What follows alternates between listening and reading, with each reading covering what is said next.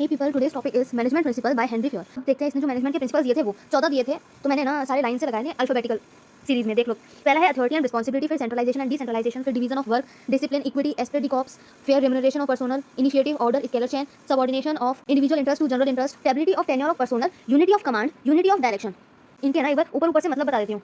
जैसे पहला है अथॉरिटी एंड रिस्पांसिबिलिटी। ये मैंने ना पहले भी समझाया हुआ है कि जब अपन किसी को किसी काम को करने की अथॉरिटी देते हैं ना, तो उसको रिस्पांसिबिलिटी भी देनी पड़ती है। जैसे मैंने वो टॉफी वाला एग्जांपल दिया था कि जब संडे कह दिया कि जाके टॉफी ले आओ, तो अपने अथॉरिटी के अंदर है वो काम, ठीक है। लेकिन जब तक ना अपन प्रिंसिपल से वो नहीं मांगेंगे परमिशन, तो वो काम इनवैलिड हो जाएगा। तो है ना, सर ने हमें अथॉरिटी दिया जाने की, तो उन्हें रिस्पांसिबिलिटी भी होनी चाहिए कि हाँ मैं ये परमिशन ला के दूँ तुम्हें प्रिंसिपल के पास से।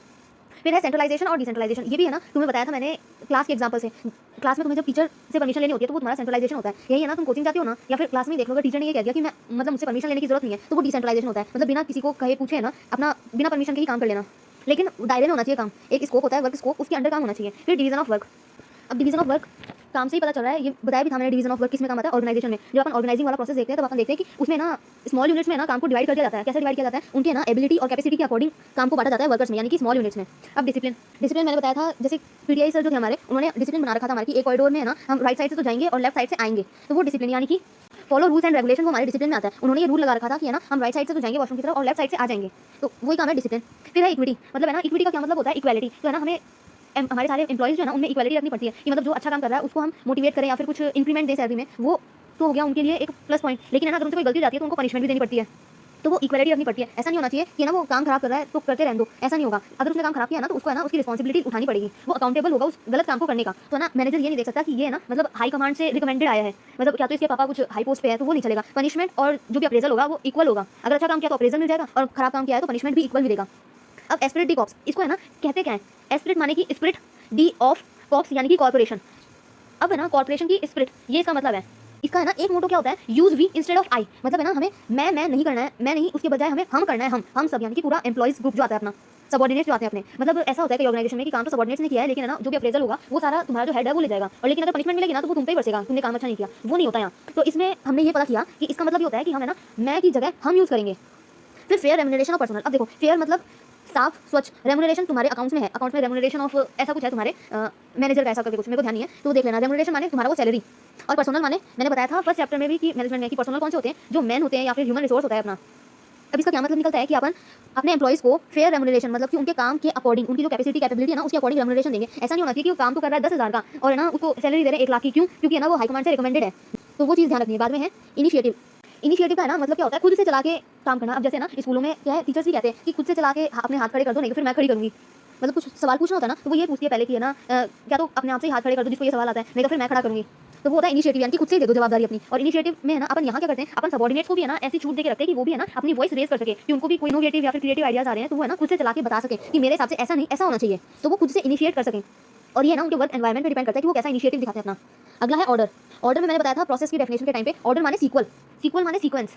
मतलब कि है ना एक फिक्स प्लेस पे है ही उस चीज़ को रखना पड़ेगा। अब जैसे घर में ना कोई चीज़ रखी हुई होती है, जैसे अब मेरे कमरे में ना मेरा कंघा है ना मेरे बिस्तर पे पड़ा रहता है, मेरे को पता है मेरे बिस्तर पे मिलेगा, तो मैं जब भी लाइट का स्विच ऑन करती हूँ ना, तब मैं ये देखती हूँ बिस्तर ढूंढती हूँ मैं सबसे पहले कि बिस्तर पे तो नहीं दिखा ना मेरा वो कंघा। जिस दिन मेरे को कॉम्ब नहीं दिखा ना, मैं उस दिन यही पूछती हूँ पहले मम्मी से, मम्मी मेरा कहाँ रखा है? क्यों? क्योंकि है ना मेरे हिसाब से है ना उस कंघे की जगह मेरे बिस्तर पे है, तो वो चीज़ है ऑर्डर।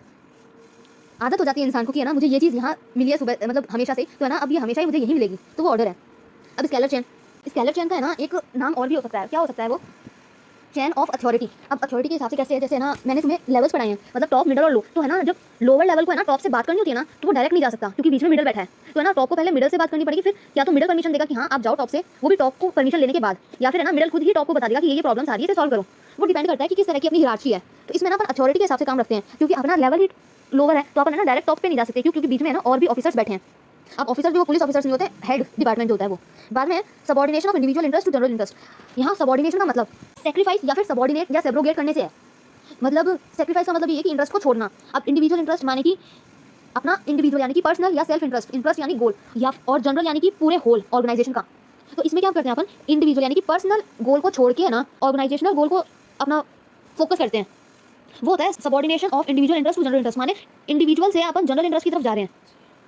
अगला है अपना stability of tenure of personnel. अब देखो स्टेबिलिटी मतलब स्थिर, टेन्योर मतलब टाइम पीरियड, टेक्सचर, और पर्सोनल मैंने बताया था ह्यूमन रिसोर्स या फिर जो अपने वर्कर्स एम्प्लॉइज हैं वो पर्सोनल के अंदर आते हैं। ये ह्यूमन रिसोर्स अपने जितने भी हैं, तो है ना ह्यूमन रिसोर्स की जॉब की स्टेबिलिटी यानी कि परमानेंट। अब देखो जॉब भी दो तरह की होती है, क्या तो परमानेंट जॉब होती है और क्या उसकी वो टेम्पररी जॉब होती है।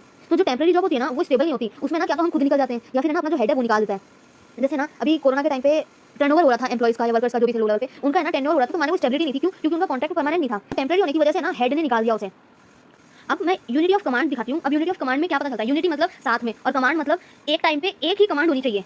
जैसे कमांड माने ऑर्डर्स, अभी ऑर्डर सीक्वेंस वाला ऑर्डर नहीं है, ऑर्डर माने कोई हाई कमांड से आता है ना कि आपको ये काम करना है, तो वो ऑर्डर, वो वाला ऑर्डर। अब क्या होगा, जैसे ना तुम्हारे अकाउंट्स वाले सर हैं और तुम्हारे बीएसटी वाले सर हैं, दोनों ने ना तुम्हें काम दे दिया। जैसे बीएसटी वाले सर ने तो कह दिया कि तुम्हें ना जाओ जाके मेरी ये जितने भी तुम्हारे टेस्ट पेपर्स है ना सारे लैब में रखे हो या उनके किसी ऑफिस में रखे हो या स्टाफ रूम में रखे हो, और है ना वहीं तुम लोगों को है ना अकाउंट्स वाले सर ने ये कह दिया कि जितने भी तुम्हारे स्टूडेंट्स हैं ना उनके सारे नाम बनाओ और उनके लिस्ट बना के नंबर चढ़ाओ। दोनों ने अलग अलग काम दिया है और दोनों ने ही कमांड ऑर्डर दिया है। तो एज जूनियर या एज सबॉर्डिनेट ये अपनी रिस्पॉन्सिबिलिटी बनती है कि आप है ना अपने सीनियर के काम को है ना प्रेफरेंस दे। लेकिन अब देख लो सीनियर कौन से, एक तो बीएसटी वाले सर हो गए, एक हमारे अकाउंट्स वाले सर हो गए, हेड तो ये दोनों ही है। अब ये दोनों ही कमांड दे रहे हैं, तो ये कंफ्यूजन हो जाता है कि अब किसकी कमांड को प्रेफरेंस दें। क्यों? क्योंकि ये दोनों ही सेम लेवल पे हैं। तो बात नहीं खत्म। तो ऐसा काम नहीं होना चाहिए। यूनिटी ऑफ कमांड माने एक टाइम पे एक ही सर ने हमें कहा है, तो इस चीज़ को नहीं रखने के लिए ये अलग बच्चे को कह रहे हैं और अकाउंट वाले अलग बच्चे को कह रहे हैं, तो ये कॉन्ट्राडिक्ट नहीं होगा यूनिटी ऑफ कमांड का। क्यों? क्योंकि इन्होंने तो है ना सी बच्चे को कहा है और इन्होंने डी बच्चे को कहा है। पहले ये लोग है ना सेम बच्चे ई को कह रहे थे, मतलब कॉन्ट्रास्ट दिखा रहा था कि अब किसको प्रेफरेंस दे। नेक्स्ट है यूनिटी ऑफ डायरेक्शन। डायरेक्शन में भी है ना अपन प्रोसेस देखते हैं डायरेक्टिंग की, क्या होता है वो डायरेक्शन में अपन है ना उनको एक ही गोल की तरफ डायरेक्ट करते हैं कि हाँ ये काम कैसे होना चाहिए। अब डायरेक्शन में क्या होता है कि अपन है ना लोअर लेवल या एम्प्लॉइज को है ना डायरेक्शन यानी कि इंस्ट्रक्शन प्रोवाइड कराते हैं कि आपको ये काम इस तरह करना पड़ेगा। तो ये होती है बेसिक बेसिक बातें। अभी तो ऊपर ऊपर से इसका मतलब बताया था, अब इसको देखते हैं कि इनके है ना अब लिखने का पैटर्न क्या होगा और है ना किस तरह से इसको एक करेक्ट वे में लिखना है। जैसे इसके तरीके कैसे होंगे, जैसे अकॉर्डिंग टू दिस प्रिंसिपल, और इसको ना लिखना कैसे होगा, जैसे principle of authority and responsibility, principle of centralisation decentralisation, principle of division of work, principle of discipline, principle of equity. मतलब इन सबसे पहले है ना प्रिंसिपल ऑफ लगा देना है।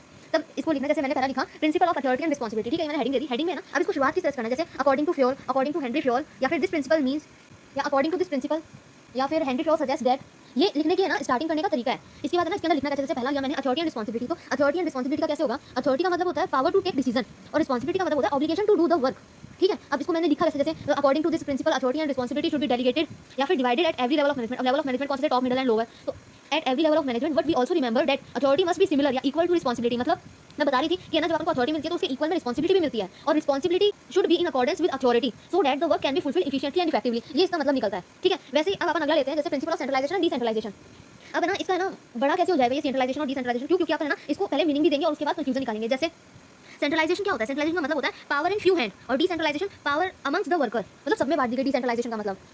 तो इसको शुरुआत कैसे करेंगे, जैसे centralisation means to keep the powers in few hands and decentralisation means distribution the power among the workers according to their work. और फिर इसके बाद नेक्स्ट पैरा में क्या लिखेंगे, so Fayol suggested that centralisation is neither good nor bad as it depends upon various things and if organisation is small और less in numbers, या फिर वर्कर्स जो है डिपार्टमेंट के वो कम है, then the manager should use centralisation policy. क्यों ये सेंट्रलाइजेशन पॉलिसी क्यों यूज होगी, क्यों? क्योंकि ना एक तो हमारा ऑर्गेनाइजेशन स्मॉल है और एक यहाँ पे है ना वर्कर्स जो है वो कम काम कर रहे हैं। तो ऑब्वियसली बात है, देखो क्लास में ना अपन 40 से ज़्यादा बच्चे नहीं होते एक क्लास में, और अगर बच्चे ज़्यादा होते हैं ना तो सेक्शन में डिवाइड कर दिए जाते हैं, तो ऑब्वियसली बच्चे कम हो जाते हैं। इसलिए ना पावर केवल टीचर को दी जाती है। ऐसे है ना तुम अगर बड़े हो जाते हो तो तुम सेमिनार में किसी सेमिनार जाते हो ना, या तुम्हारे किसी सेमिनार अटेंड किया है तुम्हारी स्कूल ने, तो है ना वहाँ एक टीचर होता है केवल, बाकी सब स्टूडेंट्स होते हैं, या फिर टीचर जो होते हैं ना वो भी सीट ले लेते हैं अपनी, खड़ा कोई नहीं होता उस सेमिनार में। तो वो जो सेमिनार होता है ना वो 100+ जो है सबॉर्डिनेट जो भी लिसनर्स हैं वो क्रॉस कर जाता है। तो उस टाइम क्या होता है, अपन को है ना डिसेंट्रलाइजेशन पॉलिसी लेनी पड़ती है। क्यों? ताकि ना जो सेमिनार में बोल रहा है जो स्पीकर है उसको डिस्टर्बेंस ना हो और है ना वो क्लियरली अपना काम कर सके। तो है ना अगर किसी को वॉशरूम जाना है, पानी पीने जाना है, या कोई इमरजेंसी आ गई तो उसे लीव करनी पड़ती है, तो उसे इन्फॉर्म नहीं करना पड़ता कि मैं जा रहा हूँ ना, वो खुद की मर्जी से चला जाता है।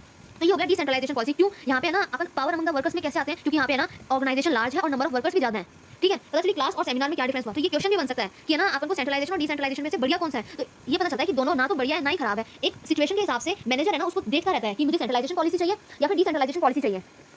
नेक्स्ट प्रिंसिपल है अपना principle of division of work. तो principle of division of work में स्टार्टिंग कैसे करेंगे, जैसे according to this principle the whole work is divided into smaller units. मैंने बताया स्मॉलर यूनिट छोटे छोटे पार्ट्स में बांट दिया जाता है काम को। तो जो अपना टास्क एक्टिविटीज जो होती है उसको डिस्ट्रीब्यूट कर दिया जाता है, डिवाइड कर दिया जाता है छोटे छोटे पार्ट्स में, and each and every unit of the work is distributed among the workers according to their ability capacity and qualification to get specialisation in work. It helps in improving the efficiency of work. आपको ये पता चलता है कि इसमें ना छोटे छोटे पार्ट्स में बांट देते हैं और छोटे छोटे पार्ट्स को है ना डिस्ट्रीब्यूट कर दिया जाता है वर्कर्स के अंदर उनके अकॉर्डिंग टू उनकी एबिलिटी कैपेसिटी एंड क्वालिफिकेशन, ये वो कितने स्पेशलाइज्ड हैं उस वर्क में। नेक्स्ट है अपना principle of discipline. Principle of discipline, discipline का मतलब क्या होता है, फॉलो रूल्स एंड रेगुलेशन।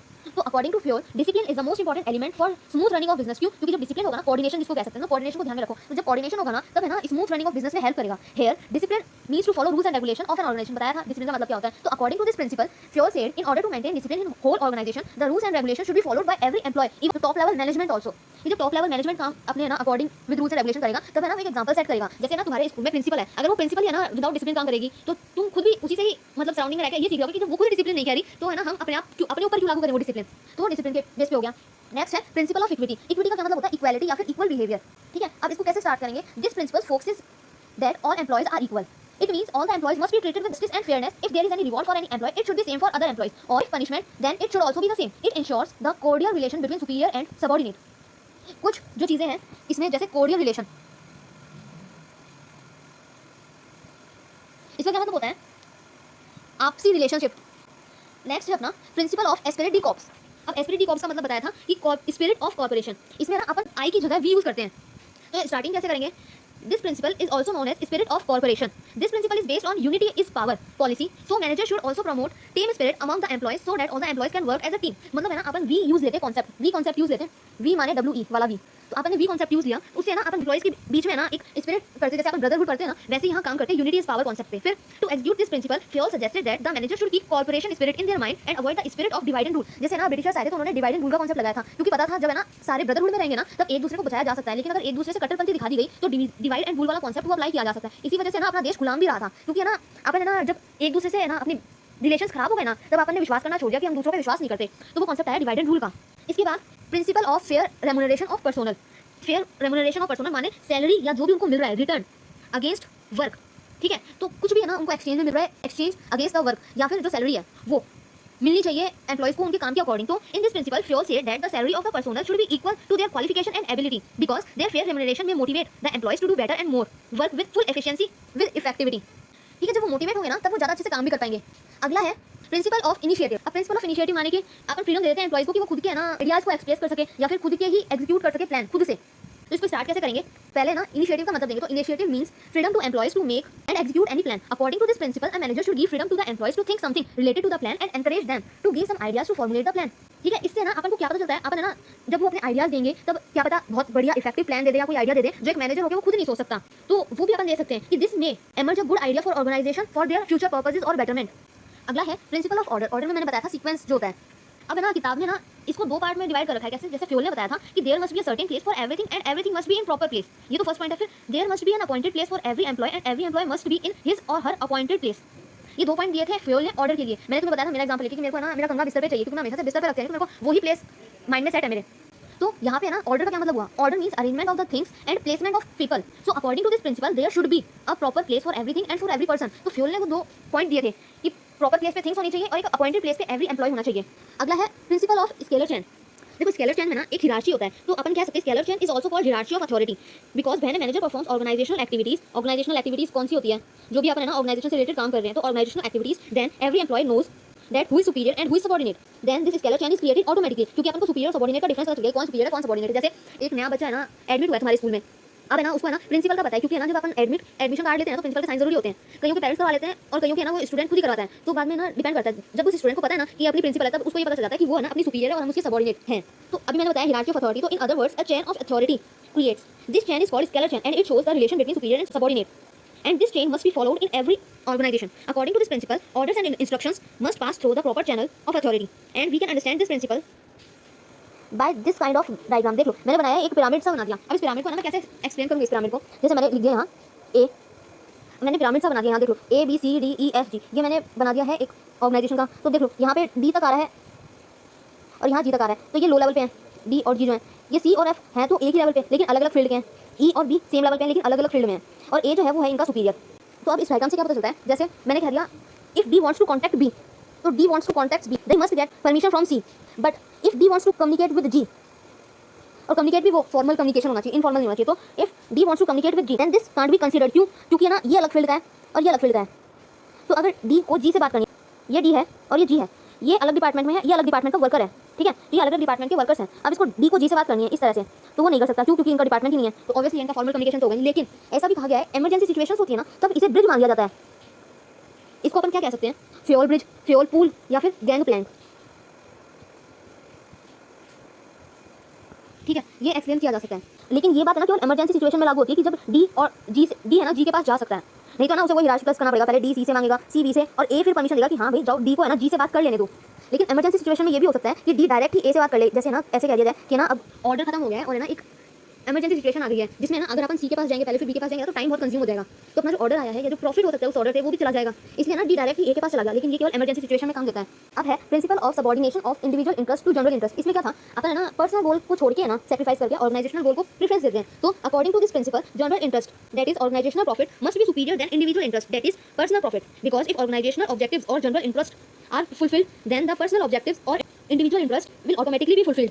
जब ऑर्गेनाइजेशन का मोटिव फुलफिल हो जाएगा जो प्रॉफिट है, तब है ना इंडिविजुअल का मोटिव अपने आप ही फुलफिल हो जाएगा क्योंकि उनको बोनस मिल जाएगा एक्स्ट्रा। अगला है principle of stability of tenure of personnel.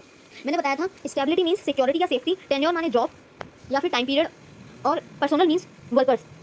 तो इसमें क्या दिया है, according to this principle there should be reasonable stability of the tenure that is job और personnel, and employees must not be removed और unemployed from their position within a short period of time, but incompetent और inexperienced employees should be removed immediately. क्योंकि देखो अगर है ना employ ऐसा नहीं होना चाहिए कि हम है ना उनको फायर नहीं कर सकते, लेकिन है ना हम उन्हें फायर कर सकते हैं वो जो है ना अपना काम ठीक से नहीं कर रहे या फिर वो कोऑर्डिनेशन बिगाड़ रहे हैं पूरे ऑर्गेनाइजेशन का, या जिन्हें एक्सपीरियंस नहीं है या जो इनकम्पिटेंट है। So this stability of tenure will reduce the turnover of the employees and increase their efficiency level. क्योंकि जब उनको पता चल जाएगा ना कि अपन परमानेंट एम्प्लॉयज हैं तो वो खुद के प्रॉफिट, जैसे मैंने बताया था अभी कि ना वो जनरल प्रॉफिट की तरफ जाएंगे ना तब इंडिविजुअल प्रॉफिट भी उनका मिल जाएगा। तो वैसे ही है, जब उन्हें पता चलेगा कि वो परमानेंट एम्प्लॉयज हैं तो उनका एफिशिएंसी लेवल भी बढ़ जाएगा, क्योंकि उन्हें कुछ है ना इनसिक्योरिटीज फील नहीं होगी कि हमें कभी भी निकाला जा सकता है इस जॉब से। अगला है principle of unity of command. तो according to Fayol an employee should receive one order from one superior या बॉस या supervisor at a time only. ठीक है, मैंने बताया था पहले भी कि है ना एक बार में एक ही जने का कमांड आना चाहिए, ऑर्डर आना चाहिए, जिससे कि कॉन्फ्लिक्ट ना हो। It is because an employee gets order from more than one superior it may lead confusion और कॉन्फ्लिक्ट। कि है ना अगर है ना जैसे मैंने बताया था एक टीचर है, मतलब एक सुपीरियर है बी, एक सुपीरियर है जी, ये सी को काम दे रहे हैं। अब है ना ये कॉन्फ्लिक्ट हो जाएगा, तो कॉन्फ्लिक्ट इनके बीच हो जाएगा, क्योंकि अगर सी ने पहले जी का काम कर दिया तो बी का रह गया, तो बी ये सोचेगा कि है ना सी ने ना जी को सुपीरियर माना है अपना, तो अब जब भी है ना बी सुपीरियर बनेगा ना सी का किसी टाइम में, क्योंकि जॉब रोटेशन होती है या फिर है ना सुपीरियर बदले जा सकते हैं एक टाइम के बाद, या फिर किसी को एप्लीकेशन देनी होती है कि मुझे ना अपने अंडर इस बंदे को काम में रखना है, तो जब बी बनेगा ना सी का सुपीरियर, इंडिविजुअली सी का सुपीरियर, तब है ना उस सी को बहुत ज़्यादा मतलब टॉर्चर जो होता है ना वो कर सकता है कि बहुत ज़्यादा वर्कलोड दे दिया, तो वो टॉर्चर से कम नहीं होता। नेक्स्ट है principle of unity of direction. Direction में मैंने बताया था कि give instruction to lower level या फिर employees. So according to this principle in an organisation there are many divisions या डिपार्टमेंट्स हैविंग सिमिलर ऑब्जेक्टिव्स। अब डिपार्टमेंट कैसे थे वो डिपार्टमेंट हेड बोले थे मैंने, जैसे मार्केटिंग हो गया, ह्यूमन रिसोर्स हो गया, प्रोडक्शन हो गया, परचेज हो गया, सेल्स हो गया, एडवर्टीजमेंट हो गया, ये कई सारे डिपार्टमेंट्स हैं। So these groups should be directed by one head. तो ये इनका सिमिलर क्या है, इनका हेड जैसे मैंने दे दिया है एक जनरल मैनेजर। जनरल मैनेजर के नीचे ये सारे हेड्स होते हैं, ये अपने इलाके में पड़ा था, और इनके नीचे बाद में एक सुपरवाइजर होता है और सुपरवाइजर के नीचे बहुत सारे एम्प्लॉयज होते हैं। ये सिनेरियो यहाँ होता है, सुपरवाइजर और उसके बहुत सारे एम्प्लॉयज नीचे, फिर वही सुपरवाइजर और उसके बहुत सारे एम्प्लॉयज, फिर वही सुपरवाइजर और उसके एम्प्लॉयज, सुपरवाइजर और एम्प्लॉयज, सुपरवाइजर और एम्प्लॉयज। ठीक है, तो इन ग्रुप्स के ना हेड एक को बनाया जाता है। क्यों? क्योंकि जब जनरल मैनेजर अपना बताएगा ना किस, जैसे इसको एडवर्टाइजमेंट डिपार्टमेंट को कह दिया जाओ तुम्हें एडवर्टाइजमेंट पे ध्यान देना है, मार्केटिंग को कह दिया जाओ तुम्हें मार्केट रिसर्च करनी है, बाद में ह्यूमन रिसोर्स को कह दिया तुम अपने एम्प्लॉयज को ट्रेनिंग वगैरह दोगे, प्रोडक्शन को कह दिया अपनी इफिशिएंसी बढ़ाओ और कॉस्ट कम लाके इफेक्टिविटी दिखाओ, फिर परचेज को कह दिया कि ना रॉ मटेरियल जो तुम परचेज करोगे ना वो सस्ता होना चाहिए लेकिन क्वालिटी बढ़िया होनी चाहिए। वैसे सेल्स को कहोगे कि सेल्स में ना तुम्हें प्रॉफिट कमाना है, तो वही है डायरेक्शन। मतलब जनरल मैनेजर ने सबको डायरेक्शन दे दी, इंस्ट्रक्शन दे दिए अपने लोअर लेवल को। तो जीएम का लोअर लेवल ये है और इनके लोअर लेवल सब सुपरवाइजर और एम्प्लॉयज है। So in other words we can say that direction should be given only by them who formulates the plan. मतलब है ना अगर यहाँ सीईओ ले लेती हूँ मैं, वो देगा डायरेक्शन, मैनेजिंग डायरेक्टर मैनेजिंग देगा जनरल मैनेजर को। ठीक है, तो जनरल मैनेजर फिर डायरेक्शन प्रोवाइड कराएगा। ये तो मैंने तुम्हें बता दिया पूरा सिनेरियो, ये इसको करने का तरीका भी बता दिया मैंने तुम्हें, जितने प्रिंसिपल से सब बता दिए। अभी तुम पे डिपेंड करता है तुम इसे रटोगे कैसे, क्योंकि तुम्हें बता दिया मैंने 14 है तो 14 के 14 नाम याद होने चाहिए। करने का तरीका, स्टार्टिंग पॉइंट, मतलब है ना अगर कुछ आ रहा है ना तो पहले मीनिंग भी बताओ उसका, जिससे तुम्हारी लेंथ भी बढ़ेगी आंसर की और अच्छा भी लगेगा कि हाँ भाई सामने वाले को पता है इसका मतलब क्या है, मतलब पता होगा तो वो अच्छे से बता भी पाएगा। सो मीनिंग्स वगैरह में बस इतना ही। अब मेरी ID rs57171116@gmail.com। कोई प्रॉब्लम हो तो मैसेज करो और बैकबेंचर्स की जय हो।